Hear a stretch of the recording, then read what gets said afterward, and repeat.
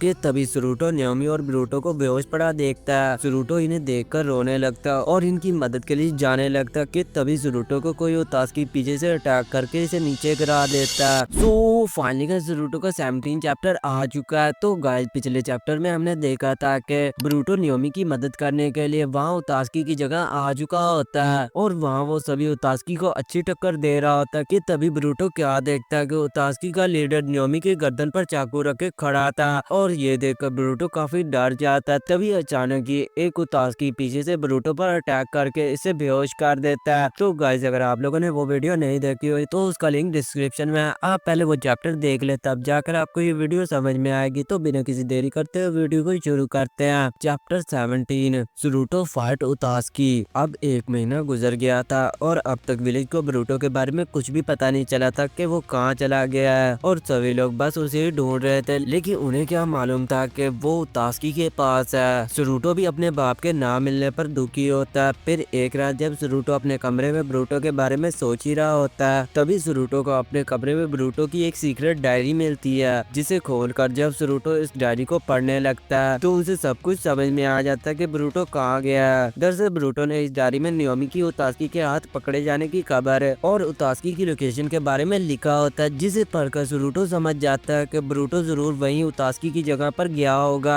सुरुटो बिना किसी देरी के ब्रूटो की मदद करने के लिए जाने लगता। वो घर से बाहर निकलकर अपना बड़ा सा समनिंग ड्रैगन बुलाता और इसे उतास्की की जगह जाने को कहता है। फिर दोनों एक साथ उतास्की की जगह जाने लगते हैं। सुरुटो ने जाने से पहले किसी को भी नहीं बताया था कि वो कहाँ जा रहा है और यही इसकी सबसे बड़ी गलती थी। सुरुटो जब अपने ड्रैगन के साथ वहाँ पहुँच जाता है तो उसे वहाँ पर कोई भी उतास्की नजर नहीं आता। सुरुटो वहाँ अकेले इधर उधर चल रहा था कि तभी सुरुटो न्योमी और ब्रूटो को बेहोश पड़ा देखता है। सुरुटो इन्हें देखकर रोने लगता और इनकी मदद के लिए जाने लगता कि तभी सुरुटो को कोई उतास्की पीछे से अटैक करके इसे नीचे गिरा देता। सुरुटो की आवाज सुनकर ब्रूटो और न्योमी भी बेहोशी से जाग जाते हैं और वो सुरुटो को देखकर इस पर गुस्सा होते हैं कि तुम यहाँ अकेले क्यों चले आए, और फिर वो सुरुटो को यहाँ से भाग जाने के लिए कहते हैं। लेकिन अब काफी देर हो चुकी थी, सुरुटो वहाँ इनके हाथ लग चुका था। सुरुटो इनसे कहता है कि तुम लोगों को सिर्फ मेरी बॉडी चाहिए ना, तो इन दोनों ने तुम्हारा क्या बिगाड़ा है, इन्हें तो जाने दो। ये सुनकर सारे उतास्की वहाँ पर हंसने लगते हैं। उतास्की का लीडर वहाँ पर नहीं होता है, इसलिए सभी बाकी उतास्की डिसाइड करते हैं कि वो अपने लीडर को एक तोहफा देंगे, वो भी सुरुटो की आंखों का। वो जब सुरुटो की आंखें निकाले जा ही रहे होते हैं कि तभी वहाँ पर अचानक नारुतो और सासुके वहाँ टेलीपोर्ट होकर आ जाते हैं और वो सुरुटो को उतास्की से दूर कर देते हैं। सुरुटो नारुतो और सासुके को यहाँ देखकर बहुत खुश होता है और वो नारुतो से पूछने लगता है कि आप दोनों को इस जगह के बारे में कैसे पता चला।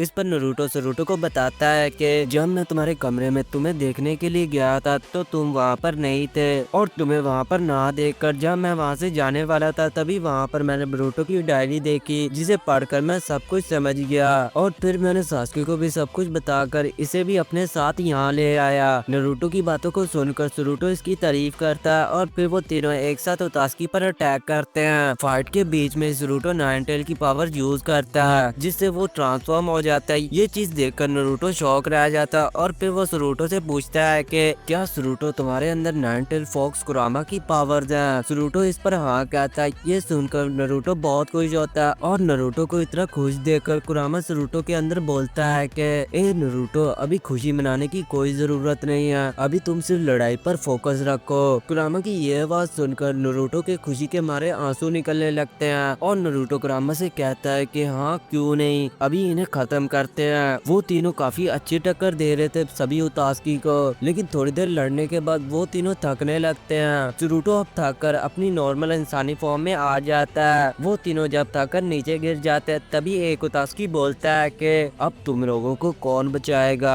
जब वो उतास्की इन पर अपना आखिरी अटैक करने ही वाले होते हैं कि तभी सुरुटो की जोगिन वाली आंख तेजी से चमकने लगती है और उसी वक्त सुरुटो के अंदर आ जाता है गॉड ऑफ उतास्की, शुभु उतास्की। और शुभु उतास्की को सुरुटो के अंदर देखकर सभी उतास्की इससे डर कर पीछे हटने लगते हैं। नारुतो और सासुके भी घबरा जाते हैं। तभी फिर सुरुटो के अंदर शुभु उतास्की वहाँ पर सभी उतास्की को एक एक करके मारने लगता है और सभी उतास्की को मारने के बाद सुरुटो के अंदर शुभु उतास्की वहाँ पर सभी लोगों से बोलता है कि मैं हूँ शुभु उतास्की और आज के बाद मैं तुम लोगों को प्रोटेक्ट करूंगा। ये कहकर शुभु उतास्की सुरुटो की बॉडी छोड़कर चले जाता है, जिसके जाने के बाद सरूटो बेहोश होकर नीचे गिर जाता है। और जब वो अपनी आंखें खोलता है तो वो खुद को एक हॉस्पिटल की बेड पर लेटे हुए पाता है और सभी लोग इसके साथ ही थे, यहाँ तक कि न्योमी भी। सरूटो की मॉम सरदार सरूटो को डांटने लगती है कि तुम वहाँ अकेले क्यों चले गए, अगर कुछ हो जाता तो। ये कहकर सरदार रोने लगती है और सरूटो अपनी मॉम को समझाने लगता है कि वो फिर ऐसा कभी कुछ नहीं करेगा। ये कहते ही वहाँ पर सभी लोग सरूटो के गले लग जाते हैं और फिर सीन चेंज होता है और हमें दिखाया जाता है उतास्की के लीडर को, जो वहाँ आ चुका होता है और अपने लोगों को मरा हुआ देखकर इसका खून खोल उठता है और वो चिल्लाते हुए कहता है कि तुम सरूटो नहीं बचोगे। और यहीं पर ये चैप्टर खत्म हो जाता है। तो गाइस, अगर आपको ये चैप्टर अच्छा लगा तो इसे लाइक करें और अगर आपको इसका अगला चैप्टर चाहिए तो कमेंट करें, मैं जल्दी वो लेकर आऊंगा। Good bye.